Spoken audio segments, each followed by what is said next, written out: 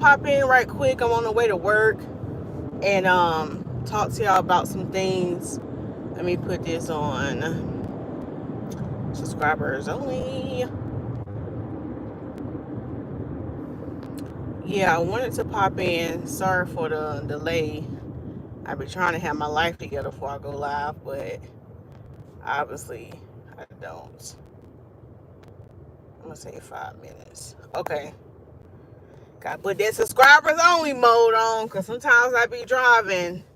I can't catch all the spammers that like to come and be Discord in the chat. But I want to talk about your use of heat and how to prevent your hair from, getting damaged from using heat. And some people, and now not just some people, but some naturals are afraid of flat ironing their hair against silk presses because they've seen people in the past, curls don't revert back, or maybe they experienced it personally and their curls didn't revert back. And so, and this is the same thing when it comes to like hair color too.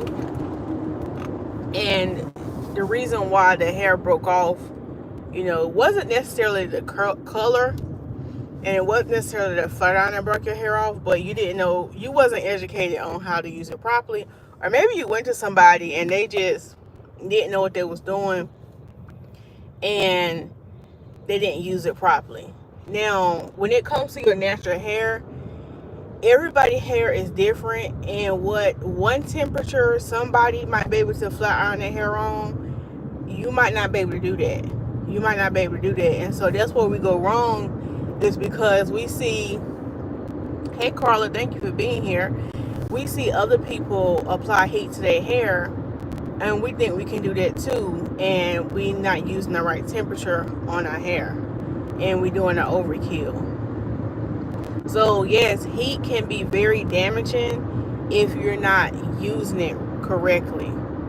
And so I do want to say this, there's a difference between direct heat and indirect heat. Hey Shari, good morning, how are you? I'm on the way to work, so I'm gonna just talk to y'all. There's a difference between direct heat and indirect heat. So indirect heat is going to be heat that heats your hair but without directly touching it. So for example, when we talk about getting a steam treatment, when we talk about a deep conditioner, sit up on the hooded dryer, sometimes blow dryers. So when you sit up on the hooded dryer, that heat is getting to your hair and to your scalp, but it's not directly touching your hair strands. So that's what I mean by indirect heat. Same thing like with a steamer. When you sit up on a steamer, we put water in a steamer, and it's kind of like thinking about if you was boiling a pot of hot water. Once that water starts to boil in the pot, the steam releases, and that's heat. So that's the same thing when you sit up on the steamer. Is heating the water, and it's getting it hot, and then as it releases, that steam and condensation, is that the word, coming out, and that's what's heating your hair. So that's very effective, like if you're trying to do treatments. So that's why we use hooded dryer for deep conditioners, a steamer for steam treatments. Those are all fine and dandy, and those are healthier heat options.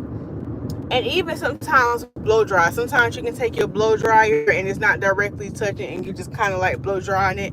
Or if you a curly girl and you doing your wash and go, and you have a diffuser on your blow dryer, and you just kind of like diffusing your hair, that's more of the healthier options, because it's direct heat. It's not touching your strands. So you can use that type of heat with no worries and not worry about your hair being damaged. Now, when we start getting to direct heat, that's where you really want to pay attention and be mindful of how much you're using it. Now, if you want to sit up on a hooded dryer every week to do your deep conditioners, if you want to sit up on a steamer every week to do your steam treatments, that's fine. It's not going to damage your hair, okay? Even if you wanted to sit up on the hooded dryer to dry your hair every week, now listen to what I'm saying. Even if you want to sit up on a hoodie dryer to dry your hair, because sometimes with some styles you might want to pre-dry it first so it's not taking as long to dry, or maybe you're doing a roller set. If you want to sit up on a dryer once a week to do that, that is totally fine. That's indirect heat. And now the issues come in when we start using direct heat a lot of times. God bless my client, one of my clients' heart. She did not know, and I'll give her some grace because she was new to this whole natural community. And I talked about this before, like we have been, I grew up, and maybe some of y'all can relate. I grew up getting relaxers, okay? I did not stop getting relaxers until I got to college, and mainly because I was broke. I was broke in college. I ain't had no money, and I was the type of person, like, I wanted to go to the salon and get it done, but I ain't have money like that. So some people be like, oh, I went natural for a natural awakening. I just feel like I ain't going natural because of that, okay? I honestly went natural because I was broke, okay? And I was somebody who always loved hair. I even did hair in high school.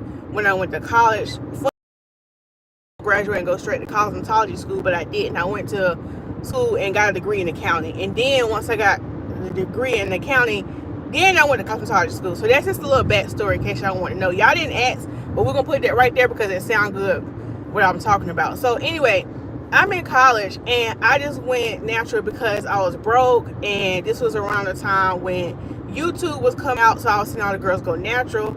I was always somebody who always did hair, so I was like, oh, this would be kind of fun, and then I can have versatility and I can straighten it whenever I want to. So that's basically how I went natural. But I'm saying all that to say I grew up 20 years of my life with relaxed hair, okay? So I grew up with this mindset. Ew, that was a dead animal in the road. I grew up with this mindset of relaxed, okay? And that's what happens to a lot of us who were, relaxed and become natural. And maybe you're in your 30s and 40s and you just now becoming natural. You might just even be, I don't know, in your 20s. Either way, if you have grew up with relaxer, a lot of times we bring that same mentality over to the natural world, and they don't work. What worked then when you was relaxed, your routine and stuff is going to be different. So anyway, I'm saying all that to say we grew up with this straight hair mentality, okay? So we did a lot of things that were probably damaged and wasn't the best for our hair. So when we come over to natural, being natural with no chemicals and like that, things are different when it comes to our hair. So when it comes to, and I forgot the point I was trying to make about being relaxed all them years, but it's gonna come back to me because I had a point I had to make about that. But maybe it'll come back to me. But when it comes to direct heat, and this is what we're referring to, like flat irons, curling irons and hot combs, okay? We got to be careful with using those because that is direct heat, and it is directly touching your hair to alter the shape of your hair, okay? Let me say it again. When you're using direct heating tools like a flat iron, a curling iron, a hot comb, those tools are directly touching your strands that's going to break the hair down, okay? And that's what it's made to do. But there's no fear. Lisa Smilez is here, okay? You don't have to be scared about using heat. You just got to know how to use it. Now, if you are someone and your curls are looser, okay? You have a looser curl pattern, or you have softer hair, you have finer hair, you really need to be careful about heat, because also when your curls are a little bit looser and finer and softer, it does not take a lot of heat to get your hair straight. And so the issue that I see, oh, that was the point, going back to my client. She had been, used to wearing straight hair all these years, and she became natural, and we did a silk press on her hair, and she went home and was flat ironing her hair every day. Like when it would get a little bit of frizz, she was flat ironing every day in the morning. Now I know I grew up doing that with a relaxer, which is so bad. Even if you got a relaxer, you should not be letting that flat iron touch your head that much, regardless, you natural or not. So that's what she was doing, because when she came back, it had been a couple of months in between her appointment, and so she wanted to get the 2-strand twist. And so when she came in, her hair was straight. So I was like, all right. So when I got ready to shampoo it, her hair was not reverting back. She had a lot of straight ends. And so I was asking her, what was going on with her hair. And she was basically telling me, she was like, oh yeah, I wore the silk press, and like, so when it started getting frizzy, like after about 2 or 3 weeks, I was just taking a flat iron in the morning and flat ironing it. I was like, girl, no, absolutely not. I said, that's why your curls is not reverting back. That was too much. You do not need to be re-flat ironing your hair every day. And what's even worse, y'all, is if you are re-flat ironing dirty hair. That's even worse. And what I mean by dirty hair, let's just say you had this silk press for 2 weeks and you're like, oh, I'm trying to hold this out for another month, and you continually putting flat iron in your hair, knowing you have not shampooed your hair. That's worse. Okay, you're really trying to cook eggs and bacon on your hair, okay? Because you probably just got, your natural oils. You probably been putting gel and stuff on your hair. It's just not good. So I will say, if your hair is on a finer and your curls are looser, you need to gauge that flat iron temperature. Your flat iron temperature should not be up to 450. And I'm gonna just say this: if you really don't know what you're doing, turn that flat iron down. I don't care if your coarser hair is thicker. Now in my salon, depending on your hair type, I do flat iron hair up to 450, but I am a professional.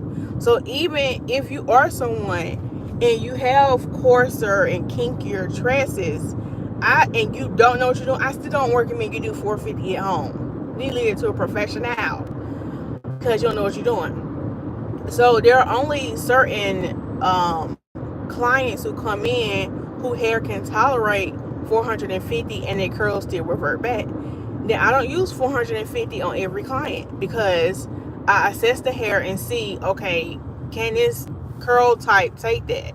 And so with some clients, all I need is 400. With some clients, all I need is 375. So that's the thing. You got to know, like, what temperature your hair can tolerate. You know what? That man just ran this red light. I just know I'm out here at the turning lane. He done made him a U-turn, all illegal.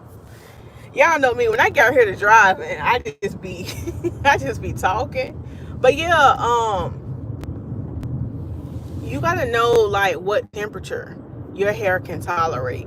And if you're not a professional and you don't know what you're doing, you need to start at the lowest temperature. And so here's the thing, like, a mistake I used to make when I was earlier in my career was not knowing how to do silk presses properly. And what I learned from taking classes and courses and stuff like that, if you're doing a silk press and at home, or you're trying to get the hair straight, maybe you're a stylist, you have to make sure that the hair is blow dry as straight as possible before you flat iron even touch it. That's a mistake I see a lot of people make. They blow dry the hair to it's dry. They don't blow dry it to it's smooth straight. So what a lot of people go wrong is they just blow dry the hair and it still look like an afro, and then they go in with a flat iron. And so when you blow dry the hair and it still look like an afro, and then you put a flat iron to it, one pass is not going to be enough. So what you'll see is people do 2 and 3 passes, and then that's heat on top of heat on your hair, which is too much. And then that's how people get the hair damage, and then it don't revert back. But the reason why I'm able to do 1 pass with a flat iron is because I take my time blow drying. I think it takes me more time to blow dry than a flat iron, because when I really put in that work and I blow dry that hair as straight as possible, I can go in with the flat iron 1 time and it's silky straight. I can go in 1 time and it's silky straight, and it's so much healthier on the hair. So you have to be mindful that, like, when you're using heat, you got to be educated. And the other thing too, use heat protectant. use heat protectant. Now you don't have to use a whole lot. That's why I see a lot of people mess up. They just overdo it with the let me move my car over. They overdo it with the heat protectant. Like they put all these globs, and you ever see some people flat iron their hair and it's smoky? It's because they use way too much heat protectant. Way too much. And now I'll just kind of give you an example. Even for my clients that got really thick tresses and got like a lot of hair, I'm probably only using in between a nickel and a dime size amount of heat protectant. That's just to give you a range. So if you know your hair is not like on a thicker, high density, coarser side, you definitely shouldn't be using big globs of heat protectant. You definitely shouldn't be using that much. That's probably why your when you get ready to flat iron your hair, it's smoking and stuff like that. So be mindful of that. So if you're gonna use heat protectant, be mindful of how much you're using.